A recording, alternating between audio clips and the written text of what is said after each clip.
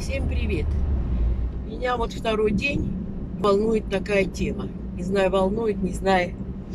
Ну, бесит это, круто сказано. Моя дочь, ей 30 лет, она работает в фирме, связанной с энергией. И были на приеме, работает много с людьми. И много русскоговорящих, и были на приеме, была семья из Казахстана. Приходит моя дочь, глаза такие квадратные. Мама, ты знаешь, что происходит в Казахстане? Я ее спрашиваю, а что там может происходить в Казахстане? Есть друзья в социальных сетях, вроде там все нормально, но ковид, он везде ковид. Нет, там террор, терроризм. Какой терроризм? Вот были люди, семья русскоговорящая, они беженцы из Казахстана. Беженцы из Казахстана. А в чем дело? Почему беженцы? А их заставляют говорить по-казахски. Если не будешь говорить, то это настоящий там терроризм. Ну, я и дальше не стала ее страшилки слушать. Я ей просто объяснила. Вот посмотри, 27 лет тому назад, скоро 28, мы приехали в Германию.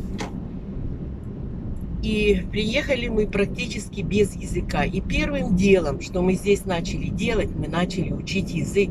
Потому что страна называется Deutschland, и язык называется Deutsch. Потому что мне нравится страна, и я ее сразу акцептировала. С ее языком, с ее законами, с ее обычаями. И мы говорим все по-немецки.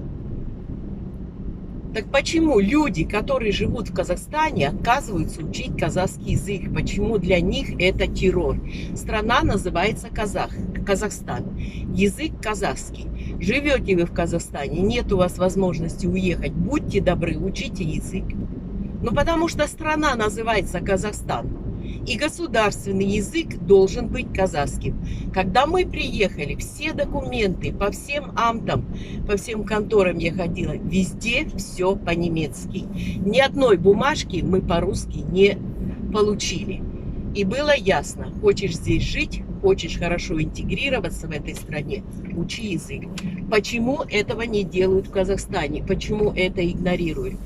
Почему учить казахский язык в стране Казахстан, говорить по-казахски в стране Казахстан, называется уже террор? Не знаю, какое у вас мнение. Мое мнение, понятие вот такое. По-другому